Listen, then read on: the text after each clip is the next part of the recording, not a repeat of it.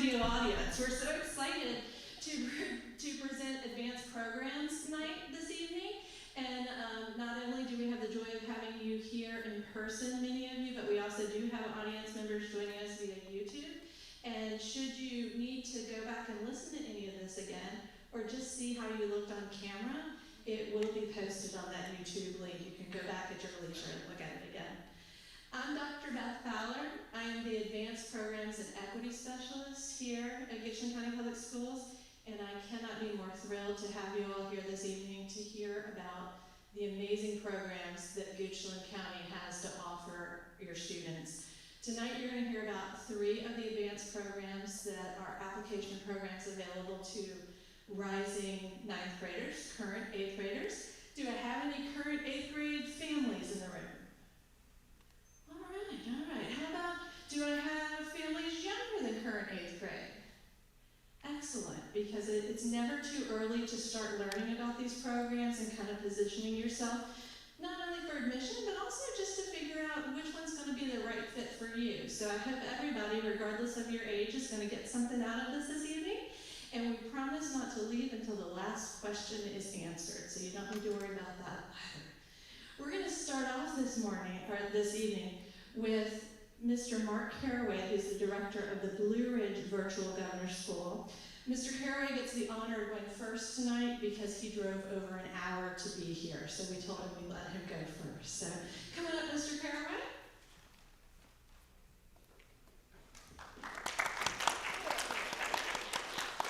Thank you, Dr. Fowler. Can y'all hear me okay like this? I'm much better off the microphone. If you're okay with that, I'll just kind of speak naturally there. So welcome, and I'll try to be brief because you've got a lot of information to go through tonight. You've got Dr. Lowry here from Maggie Walker. Obviously, you're going to hear about the ACA program. So I'll be brief. All of these things are fantastic opportunities. One of the things I love about coming to Goochland is that you have probably more opportunities, I think, along those lines than any of the other schools that I work with in the governor school system. You're the only system that I work with that has actually access to 2 different governor schools, so that's a great thing. So a little bit, you'll hear some differences. One of the great things about the governor schools is we're not in competition. We have kind of different services and opportunities we offer.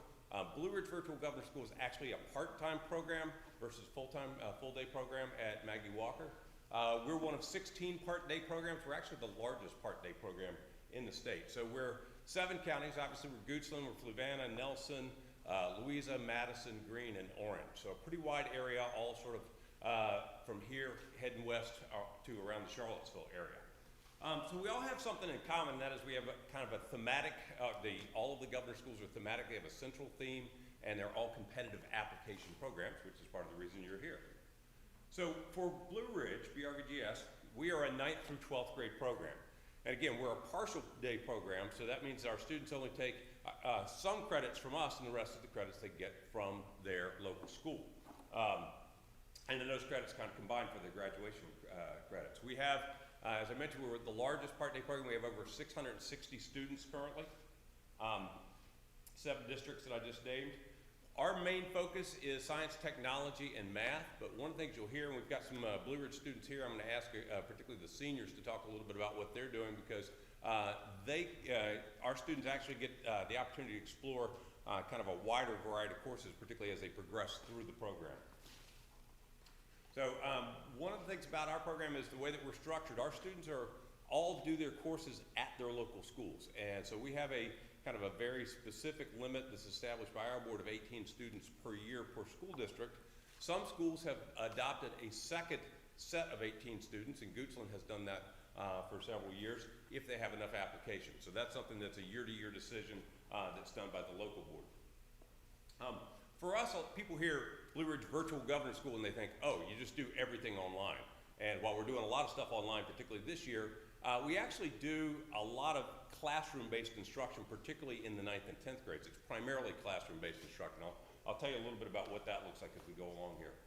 The biggest thing we do is we focus all the way from 9th to 12th on a really strong skills curriculum. And that curriculum is about what are the skills that students are going to need to be successful in college, in the workplace, the modern workplace, and we really spend a lot of time. So when you hear from Brandon Collins, Sydney, Anna, some of our students that are here, that are Blue Ridge students, the things that they have done as part of the program have a lot to do with longer term projects, public presentation, time management, problem solving, things like that.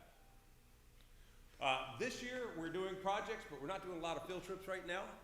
We are, working through, like everybody else with COVID restrictions and the challenges. But we do frequently have, particularly in the 9th and 10th grade, a lot of field trips, a lot of hands-on participation as well. So the way that it will work if a student comes into Blue Ridge and is accepted, it starts out with a 9th grade class. It's a 2-credit world history class. So for Goochland, all of our 7 districts have different kinds of schedules. Goochland on an AB block schedule means that they will go to this class every day throughout the year, and they'll end up with 2 credits. They'll end up with a world history 1 and 2. And we do a lot of project-based learning in there with a lot of focus on the development of history, technology and history. 10th grade is a 2-credit AP biology class. We work in partnership with Virginia Tech to do a lot of college-level labs. We also do projects, a lot of projects. When I talk about projects, I'm talking about projects, I'll describe it a little bit more in detail in a sec, but it's projects that are across the entire program. So you will have Goochland students working with students from Louisa or Madison or Orange. You'll have a kind of a variety of combinations of schools.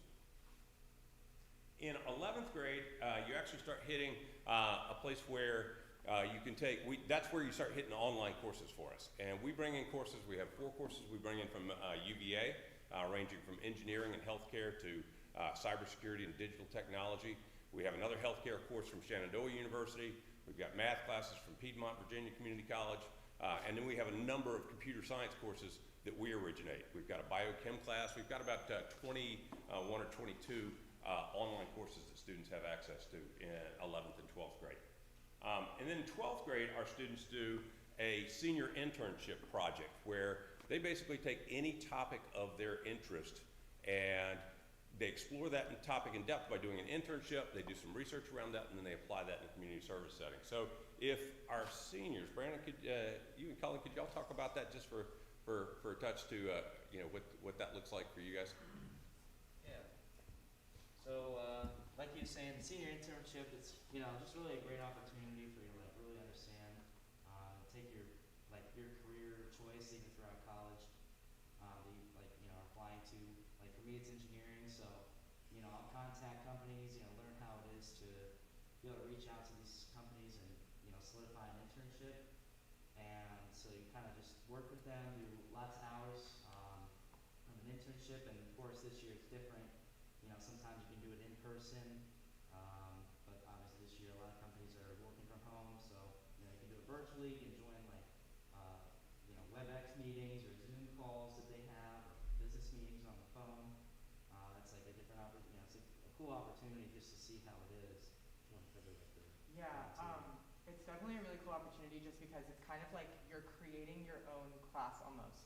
You have the opportunity to not only create your senior project, but to create your internship and your community service. It's whatever interests you, you have the opportunity to create it for yourself.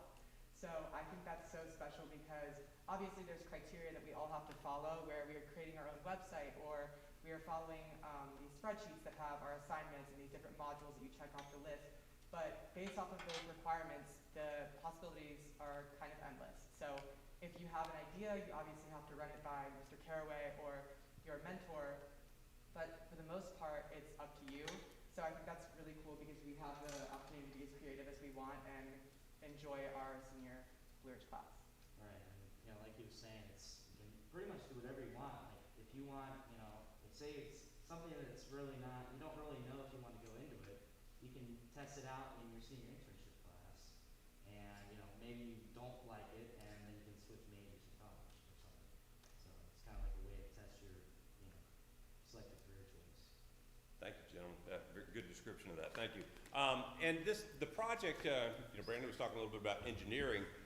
It actually could be any topic. We've had a lot of students who've done arts, creative writing. We've had actually a number of students here at Goochland have done drama and band based projects. So it can be very much tailored to your personal interests. So those are the kind of the 4 grade progression. Students also can take more classes if they want. We actually have a number of students who are taking more than 2 credits in the 11th and 12th grade. if they can fit it in their schedule. And because they're virtual classes, you know, a lot of the classes we're bringing in are virtual at those grade levels. They can fit them in schedule pretty easily. One thing I will make a note of, we also combine these with local advanced placement and dual enrollment courses. Students who are currently enrolled in a associate's degree program or there's some other programs, your CTE program, your CTE Academy, those students do not have to get 2 credits a year in 11th and 12th grade. So that opens up their schedule a little bit. We kind of try to mesh with what's available at the local school. And Dr. Fowler and I have worked on that many years. So these are just a sample of some of the courses that we have. I mentioned a few of these. We do AP Statistics. We've got a Math 165 from Piedmont, Virginia community colleges. We have about 6 different computer science courses this year beyond the AP courses. So we've got a lot going on for choices for students. We also allow students to take independent courses, individualized courses. So if a student says, and we had, maybe it was here a couple of years ago, was really into economics. We found college level courses in economics that he could get into, and then we supported him tuition-wise for that. So we've got lots of opportunities here. I mentioned the skills piece. This is something for all of our courses all the way through. We start with the 9th grade, working on different kinds of skills in our projects in particular, where our students are working together across county lines, using a lot of technology, big projects where they're taking a lot of time. So this is kind of the primary skill set that we have stranded all the way through from 9th through 12th grades. So I just was on a Zoom call actually with a couple of our graduates, one's at UVA, one's getting her master's degree out in Oregon, and we're talking a little bit about, they're both in architecture and design, and they were talking about how they got into those topics through some of the skills and the projects that we were working with. So that's what we're trying to enhance as we go through. So the virtual part, particularly for 9th and 10th grade, I mentioned the project-based learning. What that usually looks like is each class has some kind of a collaborative project, team-based project, until the senior year, and that's an individual project. So students get together and they will do, say in the history class, the first project is one where they're going to research as a team, and it'll be a team of students, say from Goochland and from other areas, and they'll get together and say, okay, we're going to build a virtual museum. That's the core mission of the project, build a virtual museum to feature technology from history. So that team has to make decisions about that. They have to research that. They have to build a website together, and they're not all in school together every day. You've got some students, maybe 2 students from Goochland working with 2 students from Louisa, for example. So Sydney, if you could talk a little bit, do you remember your 9th grade, your virtual museum project? Okay, so 9th grade, we had like our virtual museum. I was with like 1 student from Goochland, or 2 students from Goochland, and then 2 students from Fluvanna. And what we would do is like, I think twice we got to meet at Fluvanna High School and actually work on the project. But the times we weren't meeting in person, you had to like be accountable and do what you needed to do for the project and for the website. And everyone was assigned a topic. I think it got like Mesopotamia or something. And then you had to make your website based on that. And yeah, you just have to know how to get your work done without someone constantly reminding you to do it. And you need to know how to work with people from other school districts or people you may not know, but you still need to work together to get the work done. Thank you. And that's something that our graduates tell us they experience a lot of those type projects at the college level as well. Anna, could you talk a little bit about the Funding Our Future? Because you're just starting on that, right? Yeah. That's our 10th grade project. So we're doing a project right now called Funding Our Future, and we haven't really started on the project portion yet. We're starting on the paper right now, but Goochland's working with Fluvanna again, so it's me and 4 other Goochland students, and we're actually kind of not working with them. It's the Goochland students working in a group, and we are assigned a topic. My group is assigned behavioral medication in minors, and then 4 students from Fluvanna are in a different group, but they have the same topic, and we sort of conferred back and forth, like emailed and exchanged resources that we found, like while doing our research. And that's all we've really done so far, but it looks like it's shaping up to be a pretty cool project. Thanks, Anna. And yeah, and the second part of that project will be where you get together with everybody and start making decisions, and you'll put together a grant proposal on that. So our students use a lot of, we have our own internet, our own email system, usually that's a lot of the collaboration that happens there, particularly between the schools. But we do try to get students together as much as possible for work days. You were there. And this is the kind of product they come up with. This is a ninth grade, their first semester project in ninth grade for the virtual museum where they're actually featuring technologies. So a lot of that, a lot of public presentation. You guys have done that a lot, stood up in front of audiences, and Brandon's going, yep. And that's something that, again, we hear a lot from our students. It's a very strong skill. We also take students, when open and available, we take students to places like UVA frequently. We do a lot of different field trips. Ninth grade, usually we're going to DC about this time of year. We work with Chesapeake Bay Foundation, take the kids to the legislature. We have gone to China. These are summer trips that are not part of our regular curriculum, but we've gone to China, we've been to Galapagos, and our next trip is set up for Iceland for this coming year. So the big question for y'all is, how does this work with colleges? And our students do very, very well for college placement. About almost 99% of our students have gone to four-year colleges. About 100% get accepted. Others have made the decision to go straight into military or into two-year colleges. But we do very, very well for college placements. We've got students in Ivy League schools. We've got students in Stanford, MIT. Our students do really, really well. The big thing for me about that is I'm really happy when our kids get into places that they want to go to school. But the big thing for me is I want to make sure that they are ready when they walk in the door, because that's the real piece. Is wherever you go is not as important as are you ready to make the most of it when you get there. So we spend a lot of time working with colleges to find out what kind of skills do we need to prepare students with. So the other piece you're here for is the application. This year, for the first time, we're running a fully, you're able to apply fully online. So we have an online application set up, and it's able to be linked through our website. We do, and we will have paper copies. We haven't gotten them in the pipeline's a little slow right now, but we'll have paper copies down here by about next week available for anybody that wants to do it as a paper version rather than the online version. The online version is very easy to access. If you go to our website, which is brvgs.k12.va.us, it will actually take you to the home page, and there's a big blue button right there in the middle. You click on that, it's going to take you to the application page, and it's got links for the application, information videos, all kinds of different stuff there. So the main thing that parents and students need to know, first of all, is that you have to do the application together, because you'll both be asked to sign that. Students will have to write basically a statement of commitment of 25 words or less. Why do you want to be in Blue Ridge? And then the other big piece for parents and students in the early part of the application is you have to get 3 teacher recommendations. And so there's information linked on our website about how to get to, there's a draft email that you can copy and paste and send to people you want to get recommendations from. There's a link that you send because that's also an online process. So that's all described in the materials that are linked in here. So the 3 people that, 3 teachers need to be a science teacher from this year or last year, a math teacher from this year or last year, and the 3rd can be any other educator from any time, any class. Or somebody maybe that you work with as a coach or something like that. So lots of different options there. Oh, Dr. Fowler, you have a lot of tabs up here. I know, I think you're at the very... Sorry, I think I jammed you. Oh, I'm on the wrong one too. Yeah, all right. Okay. There we go, back we go. So those are the primary pieces here. Once all of that comes in, that's due in by December 11th, the recommendations in the basic application. Once those come in, then there are pieces that take place usually in January and February. Ability and achievement testing, we're still kind of working on the logistics for that.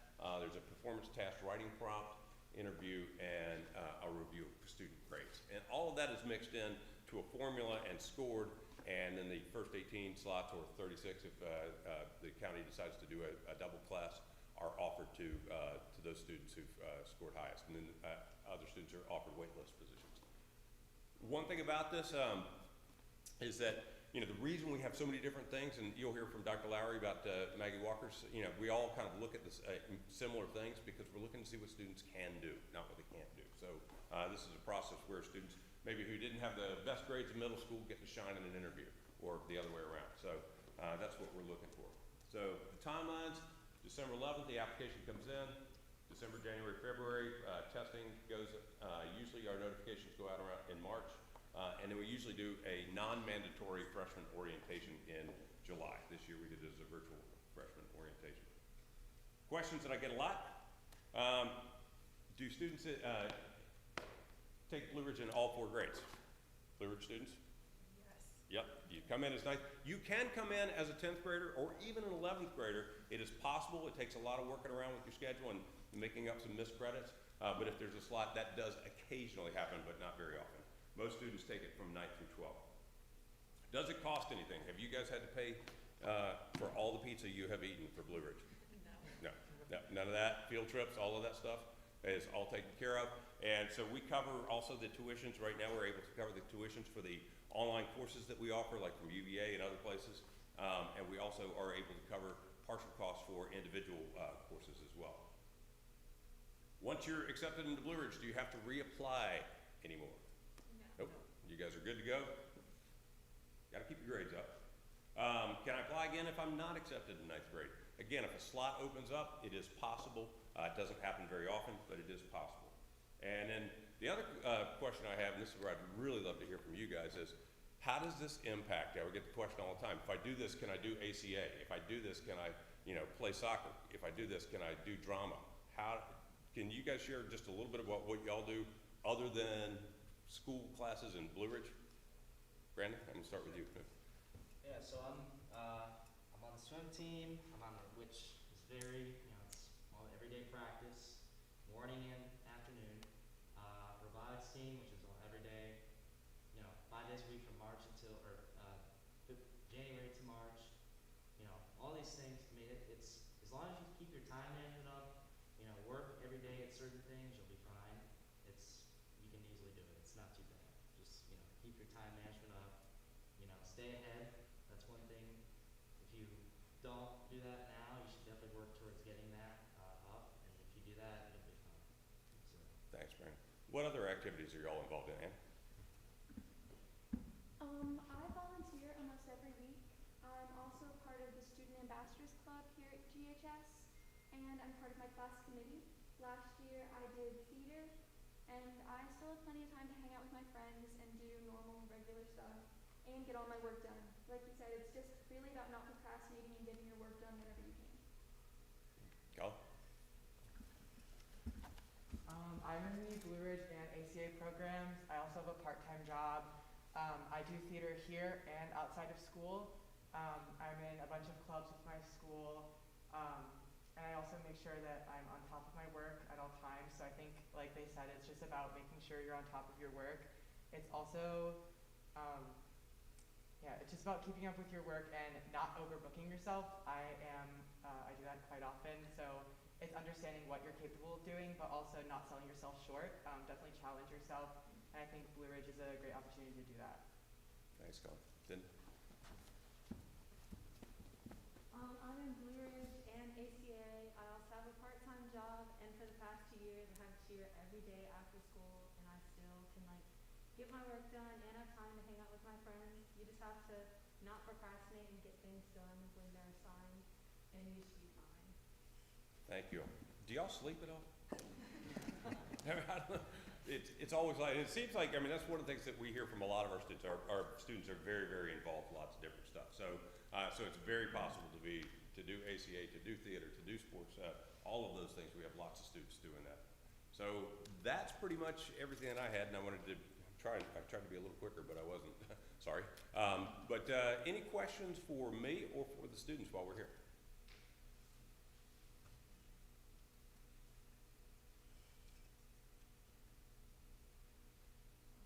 Dr. Fowler? Right along. Oh, there we go. How's the sound working on YouTube? Are we getting any comment? Okay, good. So it sounds like we don't always have to have the microphones. Next up, we'll have Dr. Lowry from Maggie Walker to talk about the full-time program, the governor's school that is in Richmond, that we have 7 slots available to Goochland students every year.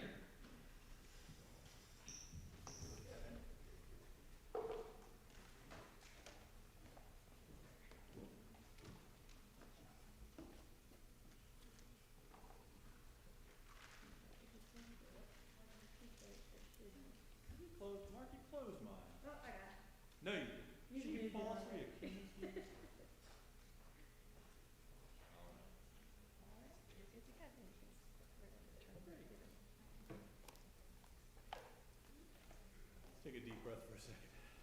I'm not doing well with this particular mask. I've got like 30 of them. And when you wash them, if you put a dryer sheet in, have you noticed that phenomenon? It like acts like a dryer sheet, so it sort of seals it. And you really end up suffering, but I think I'm far enough away, I should be okay. Well, welcome and thank you for coming out tonight. It's really cool to sit through the Blue Ridge presentation. I've never done that before, and they've got a fantastic program there. Clearly, a couple things that he's doing that I'm sitting there sort of taking mental notes, like I got to talk to my folks when I get back to Maggie Walker, because I'd like to try to do a couple of these partnerships. But I'm going to try and kind of roll through this real quickly. I have, it's like 3 students here. Could you all stand up and just introduce yourself and what year you are so people can kind of get a perspective? I don't know if I'll get picked up or not, but hi. I'm Eddie. I'm a sophomore. I'm Amanda. I'm a senior. I'm Jamila. I'm also a senior. Okay, 2 seniors and a sophomore. That's not a bad mix. This is briefly what I'm going to kind of roll through tonight, and I'm going to do it as quickly as I can to allow time for questions. We'll talk a little bit about the history, mission, academics, clubs and sports, that's a big piece, and then the support systems we have in place for folks once they arrive on campus. So for starters, there's a lot of history behind our school and our site. We are Maggie Walker Governor School. That name wasn't chosen randomly. We are in the old Maggie L. Walker High School, which is on Lombardy and Lead in downtown Richmond, sort of right near the Sugar Shack if you're familiar with that area. And that was a school that was built in around 1930, 1931. It's a beautiful old building. It's been renovated. The city of Richmond left it in the 80s, and we picked it up in the year 2001. So we've been in that building for almost 20 years now. Maggie Walker was a very, very prominent African-American woman who lived in Richmond. She's probably best known for being the first African-American female to own a bank, and she also had a newspaper, but she was a tremendous educator and really advocated for education being the great equalizer that could advance everybody. And so we try to kind of live up to that. And that's become really important now with everything that's been going on. We've really kind of reconnected with the roots of the school. And the name is starting to be a lot more than just something that's stamped on the side of a building. And what I mean by that is one of the things that we started to roll out this summer is what we call the Walker Way. And it's an ideal that we use to kind of tie all of our different philosophies together. And we sort of center them around 4 basic things: courage, compassion, community, and collaboration. And we had this brilliant plan to be able to roll it out, and then COVID hit. And the whole idea of bringing people together and community and collaboration, well, that's become much more difficult when everything is online. So we haven't run as far in terms of opening up this whole idea yet as we want to, because we're still struggling to be able to get students on campus, but that's coming up. We're going to get everybody back, and we're going to get through this, and we're going to be able to live out the Walker Way. To tell you a little bit about our mission and vision, and I'm not going to read these to you, but you can certainly read them for yourself. But what we're looking for, a lot of people ask, well, what is the Maggie Walker School looking for? We're looking for intellectually curious kids. Those kids that they've never been satisfied with what they're getting in class. They always want more. They always have more questions. They're intellectually curious, and they want to be a part of the world that's around them. And then so what we want to try to do is cultivate this community of independent thinkers, and often, or very similar to what Mr. Carraway said, Dr. Carraway said, is we want to be able to have these kids have all of these attributes and be ready to roll forward into the world and make their own futures. So we've got a real strong mission, and we've got a strong vision to go with that mission. So who can apply? Real quickly, you have to be in 8th grade. We are a 9 through 12 school. We are full-time. So unlike Blue Ridge, if you choose to come to Maggie Walker, you'll be with us for 4 years. You have to be living, I say 13 participating school districts. We have 12 this year. It's actually going to be 14 next year because Dinwiddie and Colonial Heights are going to come on board. So 14 districts that will send students to us. You have to be enrolled in either Algebra 1 or higher as an 8th grade student. If you're in Algebra 1 now, that's fine. You're good to go. If you're in Geometry, Algebra 2, that's great. Okay, but you need to be on track to be in Algebra 1 when you get to 8th grade. You have to have at least a B grade point average. There are a lot of things that are very similar about Maggie Walker to a comprehensive high school like Goochland, and there are some things that are very different. The 2 things that really jump out to me, I think, that are kind of separate us from other schools is that last bullet, and that's student freedom. We trust our students. We trust them so much that we don't ring bells. We trust them so much that we don't have structured study halls, meaning if you have a study hall, you just go sign in down the attendance office, tell us where you're going to be so we can find you, and then you can go spend your study hall in your commons area, in the cafeteria, in the library, if there's a teacher you're working with. We trust you. We have a very strong honor code, and we trust our students implicitly, and my attitude has always been, we're going to trust you until you give us a reason not to. And that is carried through with just about everything we do on campus. I spent 22 years in comprehensive schools and alternative schools in Henrico County. My last posting in Henrico, I was the principal at Tucker for 5 years. Coming to Maggie Walker was like a culture shock to me in how much, because as an administrator, we're always ringing bells. We're always looking to see where you're supposed to be. You get to Maggie Walker, and there's no bells, and the kids are they're studying. And it was kind of a bit of shock to me at first to make that adjustment, but they pick up on it real quick. They love that trust that we give them, and they embrace it, and I think it's really part of the fabric of our school. One of the classes that all of our freshmen take, and it's kind of similar to what Dr. Carraway was talking about in his classes, is a class that we call FERC. And FERC is kind of a round-robin situation where you spend 1 quarter in each one of those 4 areas. And the basic output of FERC is we are teaching you how to research and how to make presentations. So you're going to learn how to look at sources. You're going to learn how to use online databases. You're going to learn how to determine what's a good source and what's not so good a source. And with the internet right now, that can be a real challenge. Is this reliable information? Is this pure evaluated information, or is it somebody's opinion? We learn how to be able to write, and we learn how to be able to present. And this is a class that is in flux right now because the content of it hasn't changed a whole lot in the past 20 years or so. But now we're starting to look at FERC as a vehicle that we can do a lot of other things with that same amount of time and start to kind of tweak some of these things to maybe change it a little bit, because research is different now than it was 10 years ago. And presentations are certainly different now than they were 10 years ago. So we want to be able to update this material a little bit, but all of our students do take that FERC class. We teach our first 2 years in particular as a very interdisciplinary based model.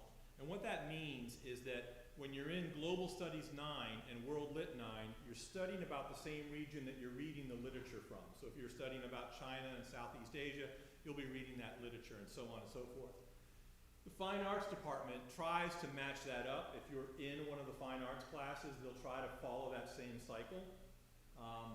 But basically all of our freshmen and sophomores more or less have a very similar schedule. It's when you become a junior that it really branches out.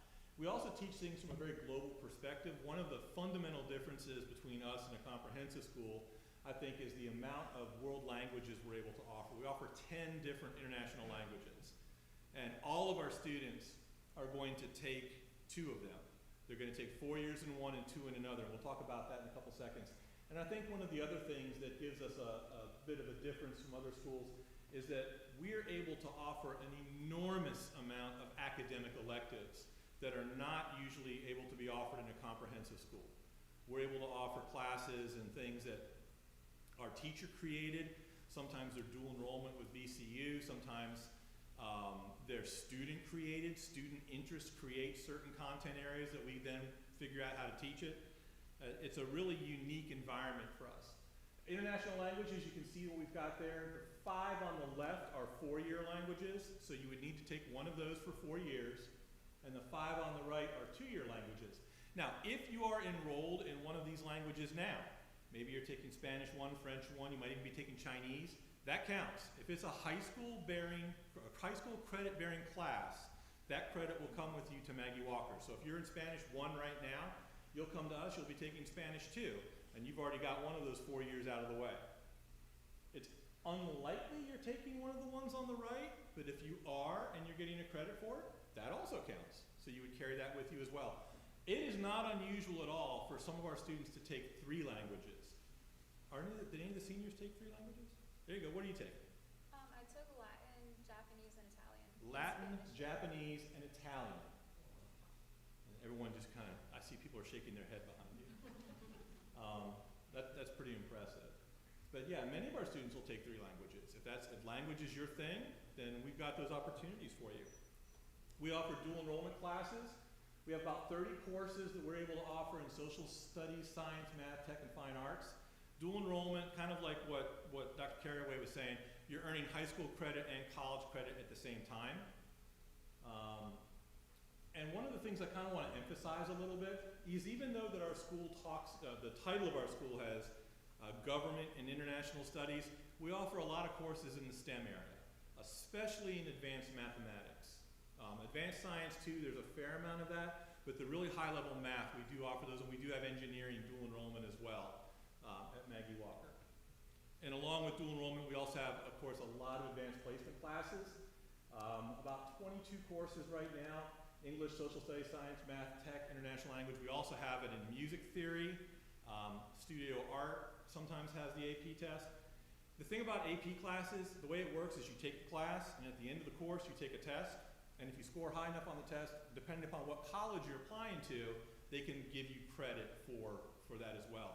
It is not unusual at all for students from Maggie Walker to graduate with anywhere between, I would say, 15 to 21 college credits before they ever walk out the door. Let me translate that for parents. My son just graduated from Virginia Tech. My daughter's 25 now. She graduated a few years ago. On average, an average college kid takes somewhere around 18 hours per semester, give or take. That is a semester of college that they will graduate with already in the bag. Let me translate that for you to the next level. If it's a state school, that could be anywhere between $13,000 to $15,000 to $20,000 that you don't have to pay for. Private school, it could be even more. So wonderful opportunity for you to get some college credit in your pocket before you walk out the door. That's definitely something that you want to take advantage of. And I think all of these programs, Blue Ridge, ours, and certainly the ACA Academy, all of them offer those dual enrollment classes. That is a good deal.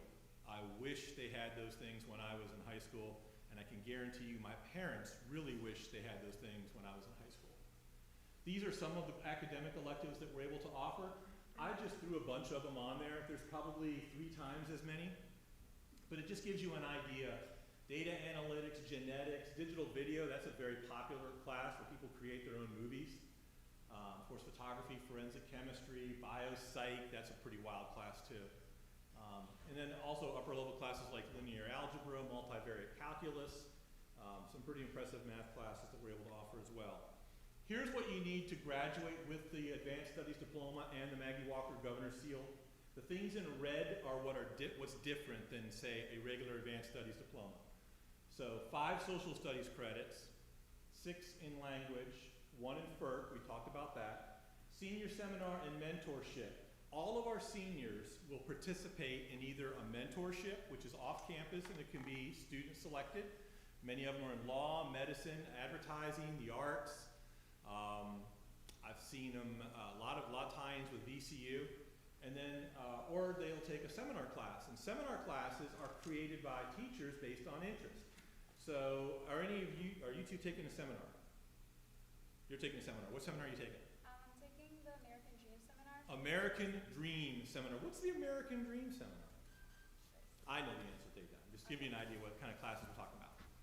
So one of the English teachers teaches it. We basically go over different times in American period, and we try and determine what the American Dream was to like certain groups of people. So right now we're kind of talking about the American Dream and what it usually is, and like how we think of it, like the rags to riches story.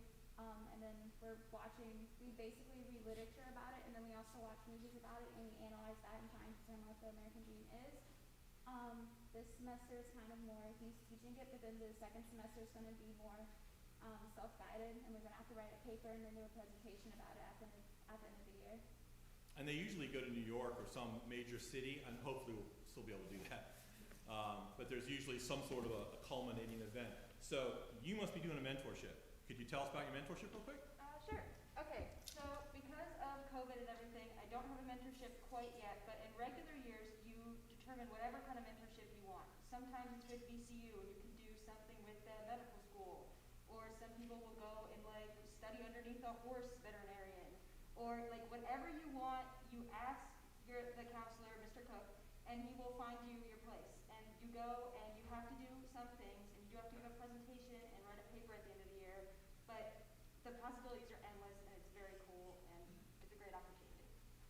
And in both of these cases, it's student selected. They chose to pursue them. There's one seminar right now called Polar Palooza, where they're studying the Arctic climate, and they've got people from Arctic weather stations coming in and talking to them. They had a diver that specializes in cold water diving. It's fascinating stuff. And then at the very end there, you'll see community service. Under normal circumstances, and again, this is all kind of, hopefully we'll get back to it soon, but all of our students would complete 140 hours of community service spread out over 4 years. So that's 35 hours a year, that's not so bad. And the idea is we feel very strongly about giving back to our community because we are supported by your community. So we want we want to be able to have a tangible way of giving back to our communities. Clubs at Maggie Walker, we've got many clubs. I just listed a few of the biggest ones there. Scholastic Bowl is actually an academic competition organization. The Model Congress, Forensics Debate, Model UN, Robotics is huge. It's probably our biggest club, I would say. But they range everything from this type of club down to interest clubs like Rubik's Cube Club, Baking Club, Knitting Club. Oftentimes clubs will be raising money for something that happened. So let's just say like when they had the big earthquake in Haiti a few years ago, there was a Haiti Relief Club and they did a lot of fundraisers to raise money for Haitian relief. But there's never a problem being able to form a club. All you have to do is find a couple people that are willing to do it with you and then find a teacher that's willing to sponsor it. And we've got clubs. Probably about 85% of our students are active participants in clubs. Along those same lines, we have sports. A lot of people, common misconception about Maggie Walker is that we don't have athletics. Well, it's because we don't have football. And football is the most visible athletic event, especially in the fall. Especially in the fall. First thing you hear, the bands and the football team, the bright lights. We don't have that. So a lot of people don't think, well, they must not have sports down there. Well, that's actually not true because we have everything but football and lacrosse. Everything else we've got. Baseball, softball, track, swimming, basketball, field hockey, you name it. And we're really good at it. We're really good. The last complete academic year, because we can't count 1920 because we didn't finish, but 18-19 we won 9 Virginia High School League championships. That's pretty impressive. They're really strong athletes, and about 70% of our students participate in a VHSL sport or activity. So another kind of myth out there is when you're going to be so busy you're not going to have time to do anything, and that's really not true. Now I will say right now with the whole online thing, it's different. We've fallen into a model that works for us for now, but it has been stressful for everybody. It's been stressful for the teachers, it's been stressful for the students. And we are really hoping and looking to be able to start getting students back on campus academically soon. We're actually going to have them back on campus for some social stuff this week with some things that are going on. But we're really hoping to be able to get them back academically soon. Here's the thing that a lot of people worry about. Well, when I get there, what happens if I'm struggling? What happens if it's too much for me? We're going to help you. If you arrive at Maggie Walker, we are going to do everything we can to support you and help you be successful. We have a very strong school counseling department, on-site school psychologists, social emotional support, mindfulness training. We do everything we can that if there's a challenge and you got something you got to work through, we're there to help you get through it. We want you to be successful, and you will be successful. You will be successful. Along the same lines from an academic standpoint, full service research, I'll tell you straight up, I've got the best librarian that I've ever met, and I've met a few. She is amazing, absolutely amazing person who helps our students with research, helps our students be able to find sources, be able to make decisions about what they want to study. Of course, we have testing and tutoring labs, our honor society folks tutor, a lot of one-on-one work with the teachers, peer mentors, peer helpers. We are not going to let anybody fall through the cracks if it is at all possible for us. We take our success very, very seriously. Application process, it's a little bit different this year because everything's online. A lot of the districts are changing their dates just a little bit. So this is not the law. That is the law sitting right there. That is correct. But that is also the law. So you've got the law in 2 spots. But basically, these are the dates you want to be aware of. October 15th, the applications are available, so they've been out for a little while. November, normally we would do on-site information nights. We can't do that right now because there's no way for us to fit the number that we fit into our auditorium under the current state guidelines. So we're going to have them virtual, and information will be coming out of that shortly, but you'll be able to access a web page on our page and click through a bunch of videos. So you're going to end up seeing exactly what you would have seen if you were there in person. It's just not going to be as interactive. But it's the best we can do with the circumstances. So you're going to see teacher videos, student videos, the presentation videos, and have access to all the FAQs that you'd want to know. So I think that we'll do the best we can with that. December 1st, you need to get the applications into your middle school. Normally in January, we would do on-site assessments in the form of a test and some essays. Again, we're not able to do that right now, but we are looking for an alternative, which may be in place, it may not be in place. But if it is, we will certainly let you know, and it would be something in the form of an essay that you would probably be able to do at home. It's sort of an interest type thing. So we're kind of stuck right now because of the numbers, and we can't have more than a certain number of folks on campus. Until that loosens up a little bit, it does kind of tighten things up. So our school board did give us permission to waive the test for this year. We're looking at some alternatives because I've never been a big fan of the test anyway. And I think there's better ways for us to get to know students, for us to understand their potential than a regular standardized test. So we're looking at some options for the future, but for right now anyway, they'll be looking at your letters of recommendation, they'll be looking at your grades, your rigor, are you taking challenging classes, how are you doing in those classes, and those are the things that we look for. I can tell you this, Goochland sends excellent students to Maggie Walker. Straight up, and I'm not saying that because three of them are sitting here, although it does work out nicely. They're some of the best that we get. So the Goochland system produces folks that are able to handle it and excel real well at Maggie Walker. So hopefully some of you in this room will fall in that category, and if it's one of you at home, we hope you apply as well. I always wondered when I was in the 70s when I was growing up, and I don't know, Dr. Rayleigh might not quite be old enough, he might be close. But they always used to say, filmed live on tape in front of a studio audience. And I never fully understood what that meant, but I think I understand it better now. Is that you have a studio audience, but it's being filmed, and it's live, but it's not really live, because I'm assuming that this is going to be available for people later.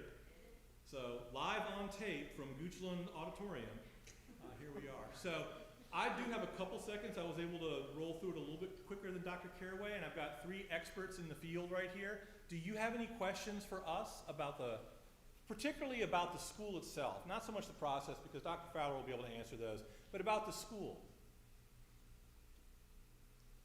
How much homework do they give? That's a great question. Where's my sophomore? There he is. Lay it on us, man. Give us the straight dope.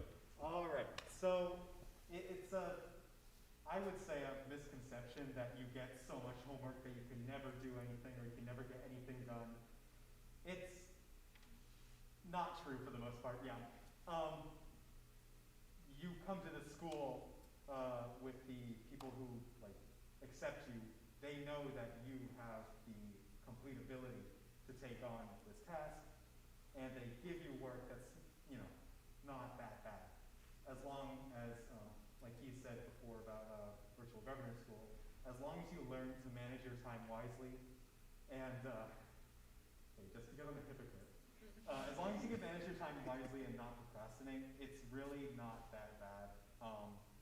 And plus the homework, it's not like just filler homework just because they have to. It's well thought out practice, and especially this year, they rolled back on a bit of homework, so I'm able to get it done quite early, and it's really good for the school itself, I guess. Any other questions that I might have, or you might have? Transportation is provided by Goochland County?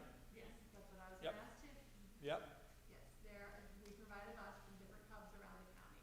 The transportation to and from is at no cost to the students. And you guys have the nicest bus driver too, out of the 30 some odd drivers that we have. He's really cool. We provide an air-conditioned bus too, Dr. Oh, okay. Right. Well, nothing but the best. Yes? You say that the Spanish credits go with the students, but what about the other classes that the students take, geography, science? What about them? Do they go with the students, do they get the credits that they earn? Yes, I see it. From 8th grade? Yeah, if you're taking a high school credit class, World History 1 comes to mind, Earth Science. the language classes, they will count towards your credits, towards those credits that you have. Even if it's an elective credit, we do give you credit for it. Including English 9? If you're taking English 9 in 8th grade, There are a couple of students who are doubly accelerated in different areas, and I believe there are a couple doing English 9. I think you would still take World Lit 9 with us because it's a very different curriculum. We've had a student do it before who ended up at Maggie Walker, and yes, she was. Yeah, you would still take that class. I think we could give you the elective credit for the English 9, but you would need to take World Lit because that matches up with the Global Studies class. Those are kind of dual, they're connected. That's a great question. It's an unusual question. I've never had that one before. Yes? Can you speak up? I'm sorry. My hearing's not good, so normally I'm watching your mouth, but that's not working right now. So try again. Do students do their volunteer hours on weekdays, weekends, or? When have you guys done your community service hours? I've mostly done them in the summer, but there are some, it really depends on what you want to do. Because like clubs at Maggie Walker have volunteer hours, like knitting club, you can knit anytime and get volunteer hours from that. Personally, I got a lot of my volunteer hours at the Goochland Library, and I did that during the school year, but also a lot during the summer. So it really depends on where you want to do it. The community service hours are not a barrier. You're able to get through that. And there's actually opportunities for you to earn community service on campus with us, because some folks who don't have transportation, they're kind of limited, but we've got things that you can do staying after school. If you're like a manager for one of our athletic teams, there's things that you can do on site to earn some of those hours so that that's not going to be a challenge for you. I have about a minute or so left. Do any of you have any closing comments that you would want them to know? No? Apply. Yeah. You even can if- do this. Yeah, definitely apply. Don't be intimidated. Like, I wasn't sure if I wanted to go or if I wanted to get in, but once I applied, it was like, it was good. Just do it. It's cool. And that's a good lesson. I'll just close with this for just life in general. Make someone tell you no. Make them tell you no. In other words, apply. Ask for it. Look for it. Scholarships. When you come rolling around to scholarship time, millions of dollars of scholarship money go unclaimed every year because no one applied for it. Apply for it. If you see something you want to do, you think you want to go to Maggie Walker, apply for it. Apply for it. And the good news for you, and I'll close with this and I'll hand it back. Goochland, you guys have great opportunities. You are in a blessed county. It may not be the largest county. When you sit next to Henrico and Chesterfield, it doesn't seem like it's that big. But I will tell you, there are counties that we serve that don't have any of the opportunities that you have. You have 2 different governor's schools that you can apply to. You have a fantastic ACA program. I started the ACA program at Tucker High School, so I'm very familiar with how ACA works. And then whatever Goochland High School itself offers through their own dual enrollment, advanced placement stuff, you are in a really good situation. So count yourself lucky. Don't ever take that for granted, because not everybody's getting what you're getting. So you're doing real well, and we're glad to be partnering with you. So if you don't have any other questions, I'm going to head back home, and I wish you guys the best. If you think of any questions, and a lot of times the very best question you think of is the one that you think of in the car after you leave, just email me. I'm easy to find. I'm right on the website. Dr. Fowler is also very easy to get to as well, and we will be happy to answer your questions. So have a great evening, folks. Stay safe.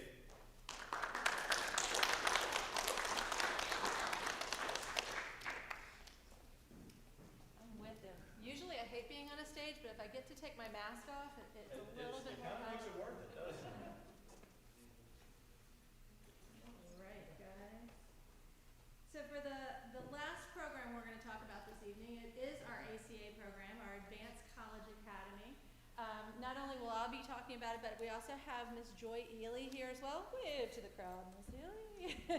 Ms. Ely is our ACA Reynolds Career Coach.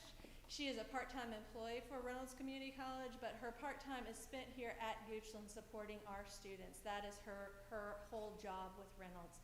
And that's one thing you're going to hear a lot about this program, is the amount of support that students get. Our ACA program is a dual enrollment full degree program with Reynolds Community College.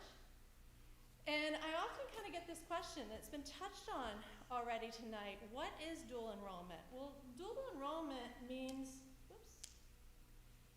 twice as many things, honestly, or getting twice as much credit for doing one thing. So when you're in a dual enrollment class, you're not only getting high school credit for that class, but you're also getting that college credit.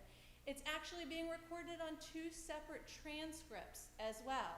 So at the same time that the students are filling out and completing their graduation requirements for Goochland High School, they are completing English requirements and history requirements and elective requirements for graduating from Reynolds Community College.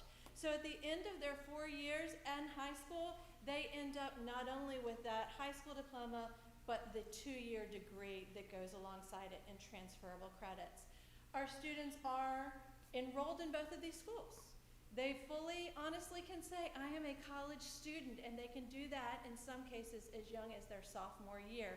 We have at least one sophomore here who's taking a couple of Reynolds Community College classes already.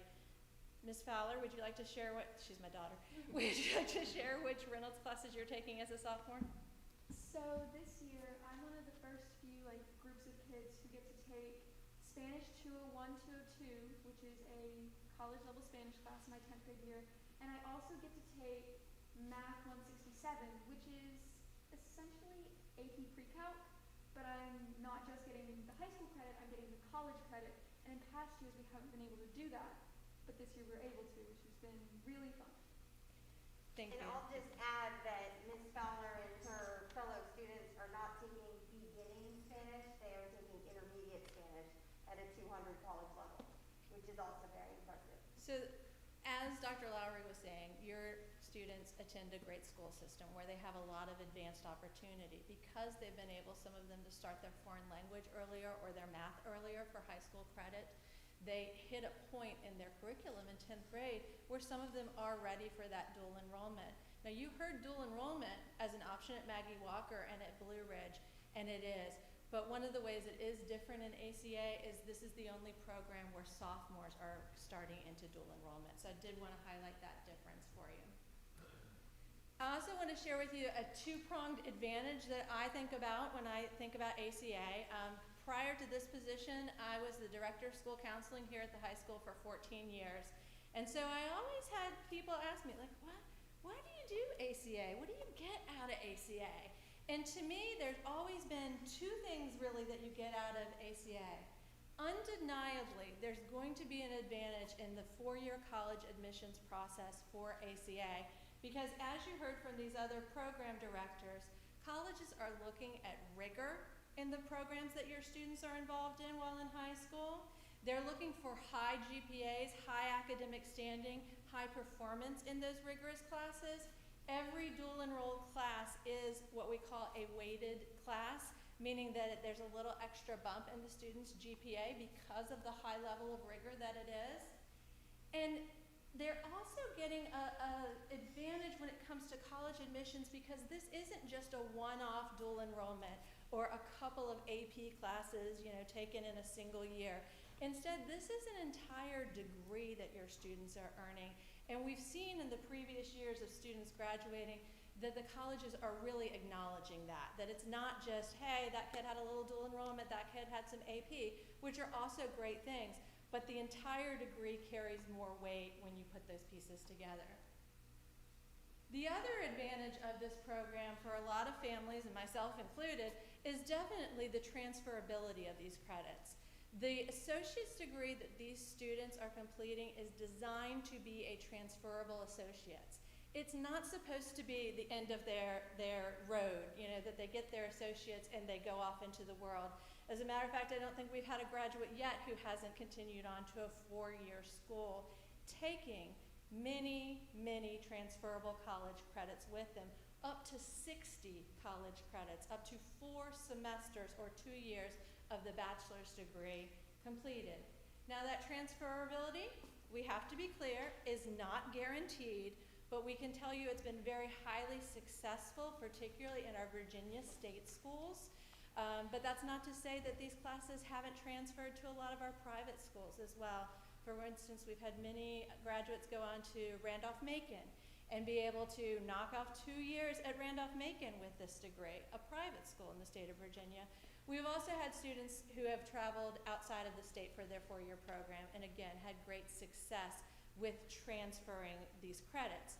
But I always want to point out to families that ultimately that transferability is up to the senior institution. It's going to be up to that 4-year school.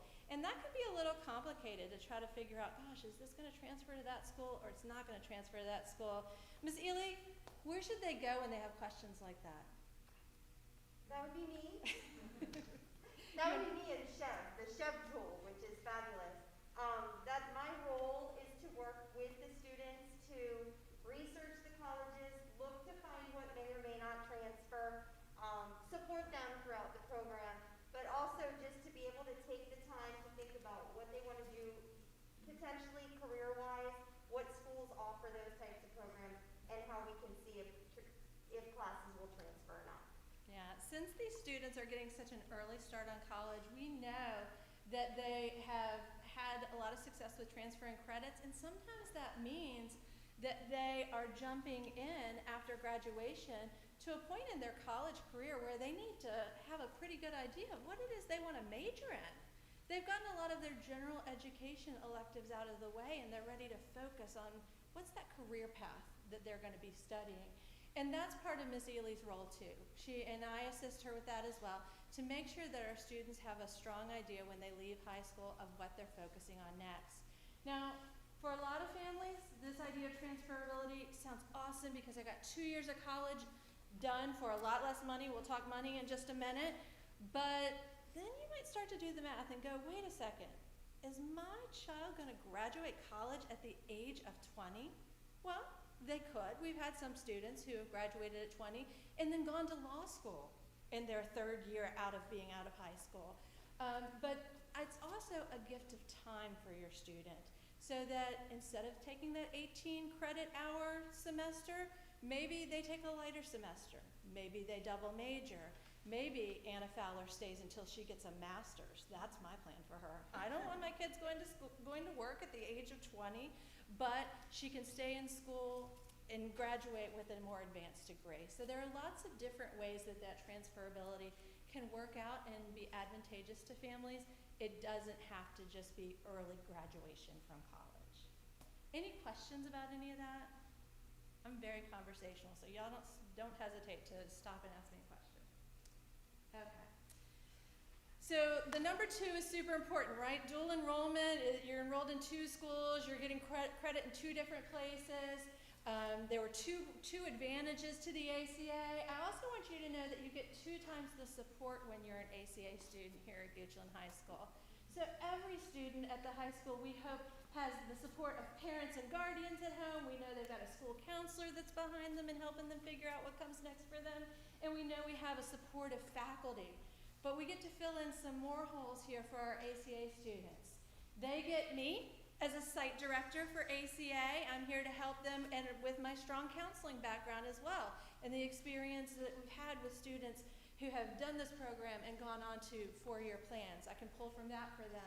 We have the ACA career coach, Ms. Ely, who's here to not only help them with what comes after ACA, but to walk them through every step of enrolling for those Reynolds classes, qualifying for those Reynolds classes, add drop periods, all these kinds of things that are kind of, you know, the ins and outs of college that maybe I wish I had somebody there to tell me and walk me through and hold my hand.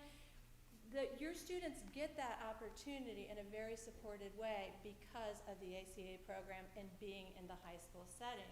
I'll also share that we're very proud that our teachers are ACA teachers. So the vast majority of these dual enrollment classes that your students would be taking are taught by Goochland High School faculty members who have masters and a concentration, at least, in the area in which they're teaching. They are credentialed college professors for Reynolds. And so you're getting that college experience, but you're getting the access that parents want to a teacher and get to a teacher in high school, where if your kid was really out here taking a UVA class all by themselves, guess what? They're not going to talk to mom and dad about that class. Because of a law called FERPA, they will not talk to you about your own student's grade even under the age of 18. But here at Reynolds, and because it's our faculty and they're still high school students and they're still high school teachers, again, there's that extra layer of support and communication between not only the students and the teachers, but also the family. And everything's empowered. Okay. They also get the benefit of a cohort. That's how we refer to our ACA groupings. And you heard from the other two programs that we have a limited number of seats for Blue Ridge and for Maggie Walker. And because of that, those are competitive programs. I'm very happy to say as I stand here today, and I don't know how much longer we'll be able to keep it this way, right now we do not have a capped ACA cohort. So that means it is not a competitive program, it is a rigorous program. So it's not for everyone. We don't want people to get in over their head if they're not ready to start college classes in their junior year of high school. That's okay. You know, every flower blooms in its own time. But for all the students we have who are ready to do this, we have a seat for them and we have support for them. And that's a pretty awesome thing. So these cohorts can vary in size. Last year we had 32 graduates? 38. 38 graduates. This year, seniors, 60? 59, 60. So you can see that this program has really taken off in its numbers, and a lot of that is because of the success of the students we've had who have come through and graduated already. When the cohort is formed, they hold each other accountable. We put them all in the same bulldog block together, or a couple of bulldog blocks when we get to 60 kids. We need a couple of rooms for that, right? But they are the ACA Bulldog Block, and they get special information from Ms. Ely and myself through that class. They get special support from not only the teacher in that class, but from their peers in that class, holding each other accountable to a high academic standing. They get Schoology connections to Ms. Ely and myself. There's a Schoology group for each of the cohorts where we make very important announcements about paperwork that they need to do from the Reynolds perspective and different opportunities that they have. So that cohort really bonds them and holds them accountable, starting as early as 9th grade. Another great thing I think about this program is that it is individually paced. So the college classes can begin as early as 10th grade, like Anna Fowler was just telling you about. If your student is in their second year of world language in 8th grade, then they would be ready to go into the dual enrollment language in 10th grade. And so they could be an early starter on that dual enrollment coursework.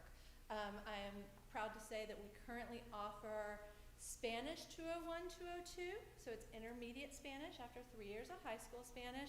And new this year, we have a faculty member who is also licensed as a French instructor for the community college, so we are able to offer French 201, 202 as well for those students. If your student is in geometry this year in 8th grade, they very well may be on track to in 10th grade take Math 167, which is a pre-calculus course for dual enrollment. If they're not, that's okay though, guys, because this is an individually paced program. So the vast majority of our 10th grade ACAers are not doing dual enrollment. Most of them aren't starting until that summer before their 10th or between their 10th and 11th grade year, right before 11th grade. There are 2 summer classes that they have to do. They're each 1 credit. One is a student success skills. Again, we're going to teach them to be successful in this rigorous environment. And the other one is a health class. And then by junior year, everyone is off and running at a solid pace on the dual enrollment. By junior year, every single student in ACA will be enrolled in at least 4 dual enrollment classes every semester. Lots of flexibility in this plan. In just a minute, we're going to look at the course progression through the 4 years of high school, and you're going to see we have multiple math pathways. The bare minimum standard for math is that your student has to be in Algebra 1 this year as an 8th grader and pass it successfully to be able to hit the dual enrollment math before they get out of high school. So some of you are sitting here, wait, I'm already in geometry. Cool, you're going to be ahead of the game. But as long as your student is in Algebra 1, they would be eligible to apply for this program. You're going to see that we have online options for those summer classes because, gosh, we work hard all year and we know that family time is important and that there have been issues finding a 3-week span in the summer for these classes where everybody could participate. And so we've added flexibility where we can, and those are now offered online in the summer. You're going to have choices of electives to fill that are dual enroll, that are transferable credit, but that meet your interest. And you also will see that this program can work in with the Blue Ridge program. You can be enrolled in both of them. It actually lightens your load a little bit as a Blue Ridge student if you're an ACA. You might remember Mr. Carraway saying juniors and seniors in Blue Ridge take 2 classes every year unless they're ACA. Then they only take 1. So it lightens the load. And if anyone is interested in any of our career and technical education academies, which you'll hear more about when it's time for course registration, that can fit in with ACA as well. So it gives you flexibility and you don't have to close doors. ACA is all about opening doors. The one thing you can't overlap is ACA and, anyone? Maggie Walker, because it's in a different building, so we're not able to do that. Okay, so and you probably have a better version of this on a handout. If you didn't pick one up, they are back there, so please make sure you do. But this is kind of the course card of what students are taking every year, 9th, 10th, 11th, and 12th, to get their Associates of Science in Social Sciences. Okay, one of my things is not working. Okay, I'm just going to use my fingers then. Oh, no, it was. Sorry. Flexibility in the math pathways. So down here, you see 3 different pathways for math. Your students only choose one of them. They don't do all of them. But what this shows for you is that a student could come out of Algebra 1 in 8th grade, Geometry in 9th grade, then come straight across on this top line with the blue arrows, and they hit their dual enrollment in senior year. That's where they get their dual enrollment math credit. We have some students coming out of 8th grade going into honors geometry. They might be moving a little bit faster than that math pathway 1 student, and they will hit dual enrollment in their junior year with this pre-calculus, and then calculus in their senior year. And the third pathway is for the most advanced 8th grade students, the ones who are in geometry right now, so it's Algebra 2, and that's where you see the pre-calculus hitting early in 10th grade. All of that just to say there's a lot of flexibility. We're not locking anyone to a certain path that you have to have had this class and be this far to be able to get into this program. As long as Algebra 1 is the base, you can be anywhere beyond that. In 9th and 10th grade, we also offer this Humanities Program and strongly encourage our ACA students to be a part of it. Humanities takes 2 blocks, and it is your English 9 honors and your World History 1 honors in 9th grade. It's very much like what Dr. Lowry was talking about at Blue Ridge, or at Maggie Walker, I apologize. It combines the study of history and the study of literature in an interdisciplinary way. There are 2 teachers in that class.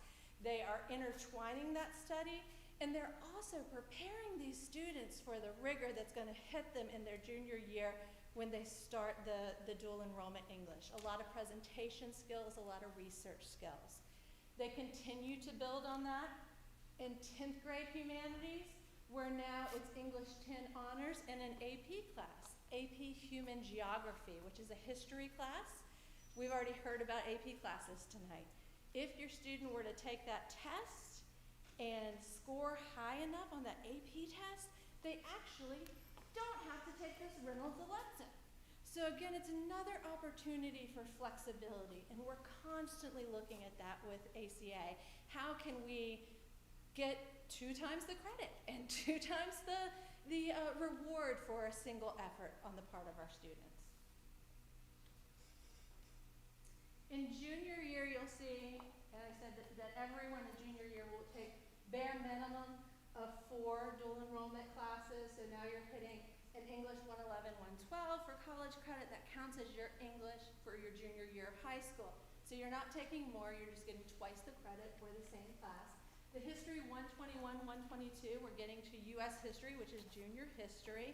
Again, 1 class, it's a graduation requirement for high school, but because it's at the dual enrolled level, you're getting twice as much credit for it in 2 different ways. Okay?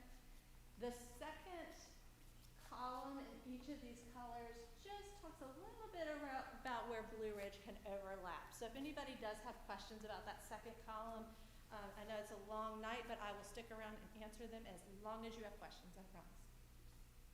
Okay. So a lot of what we heard tonight, particularly Blue Ridge, is a great deal and costs nothing. I wish I could sit here and tell you ACA costs nothing, but the reality is there is a cost to the program, but the benefit, I believe, is much higher than the cost. So just for comparison's sake, this school year in college at a private university in the United States, your average tuition in fees, not counting room and board, at a private school would be $41,000, over $41,000. At a public school, if you were an out-of-state student, so maybe you're going to UNC Chapel Hill, but you live here in Virginia, your average tuition, again, not room and board, just tuition, is going to be almost $27,000. Your average public in-state tuition, so now we've got your UVA, your William & Mary, your JMU, your Christopher Newports, we're at about $11,000. If students went straight to J-Sarge and took a year's worth of classes at J-Sarge this year, it's going to cost them about $5,000. But here at Goochland, the average tuition for a student in their junior and senior year for these ACA courses is $1,350. So yes, it's a price tag for sure, but when you look at it when you look at the benefit compared to the cost of getting the same credit in different sorts of settings, you'll see that it is a tremendous cost savings. And then I cannot underscore this enough, that for families who qualify, oftentimes that qualification looks a little like free or reduced price lunch. There is tuition assistance available. We've been able to do some finance plans and things like that. So I don't want anyone to ever think, oh, $1,350, can't do this. Talk to me, okay? Come to me personally, and we'll see what we can do and what we can work out, because like I said, every student who's able to perform at this level, we want to have access to the program. Okay? Applications for ACA are now open. They close on December 11th, which is the same day as the Blue Ridge applications. They're available through Goochland Middle School. And all we're looking for, again, is not competitive because the cohort's not capped. What we're looking at a successful applicant for is completion of Algebra 1. We're going to be looking at grades to make sure that they're getting through Algebra 1 successfully. They're showing a great potential for the rigor of this course of study. Teacher recommendations are a part of it. If your student's going to be applying to Blue Ridge, we will use their Blue Ridge teacher recommendations. Remember, ACA is all about getting twice the credit for just doing something once. So if they're already doing a Blue Ridge teacher rec, we will use that, and we don't need another ACA teacher recommendation. And like I said, we're just looking for strong potential for success and rigor. Any questions? Mr. Parrish. So when I was applying to ACA, it was allowed that we could apply as freshmen. Is that still allowed? So it's, yes, there is a fall application window for freshmen. It is becoming increasingly more difficult because of students like Anna here who are starting their dual enrollment as early as 10th grade. So we used to allow 9th graders and 10th graders to apply. You're missing some of the cohort benefits if you don't join ACA until middle of 9th grade, middle of 10th grade. You're maybe not in those humanities classes. You're maybe not in that ACA Bulldog block, and you've missed a lot of the information. We try to catch you up. We'll adjust your schedule where we can. But it's definitely advantageous to go ahead and apply in 8th grade, even if you think you might do ACA, because that's the other thing. We don't have a lot of students who apply and then say, no thank you, down the road anymore. And I say anymore because early on it was an unproven entity and parents weren't quite sure how this was going to work out for their kids. It's worked out really well, and now our cohorts are 70 plus kids. But if you apply in 8th grade and down the road you say, you know what, I'm going to not do this, I'm just going to do Blue Ridge. That's okay, you can do that. The reality is I've seen a lot more of the opposite lately. I've seen kids who are saying, I don't know about this other program, but I'm going to stick with that ACA one. That one looks like it's got a lot of benefit for me. It's a great question. Any other questions? Oh, yeah. So I'm taking Algebra 2 this year, so how will that work? So Algebra 2, we haven't had that situation yet, but we had to petition Reynolds on a case-by-case basis to get them to say yes to the 10th graders. We could do the same thing. Can't guarantee what Reynolds is going to say, but we could do the same thing for a 9th grader who is eligible for dual enrollment. Good question. I'm doing the same thing, yes. Okay. Yep. And that is one thing, and you know, the graphic that had Reynolds and Goochland and the 2 in the middle, we do have to follow the policies and the code of conduct and all the different practices of the 2 institutions. And that's why you get Miss Ely and I working so closely together, because she can navigate the Reynolds side and I can navigate the Goochland side, and usually between the 2 of us, we get it all together. Any other And questions? we are very different from other counties and their program. I can say Goochland has a very unique ACA program.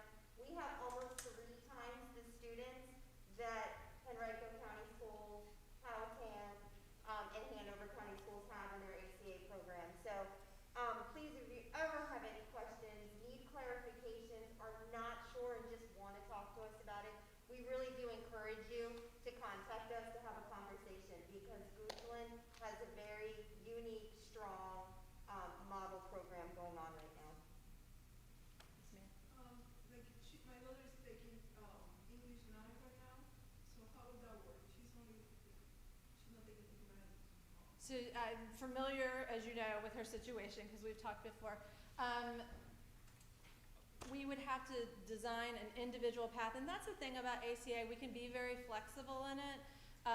One of the options, and we can talk in greater detail, but one of the options had to do with the Humanities 10. So going to an English 10 next year and then Humanities 10 the next year. We'll talk.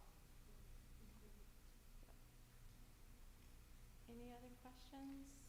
Okay, how many of the students who are here are also ACA students? All right, so you 3 stand up. What do you want these people to know about ACA? What attracted you to it? The person who goes first gets the easiest answer. Personally, for me, test taking is not my strong suit.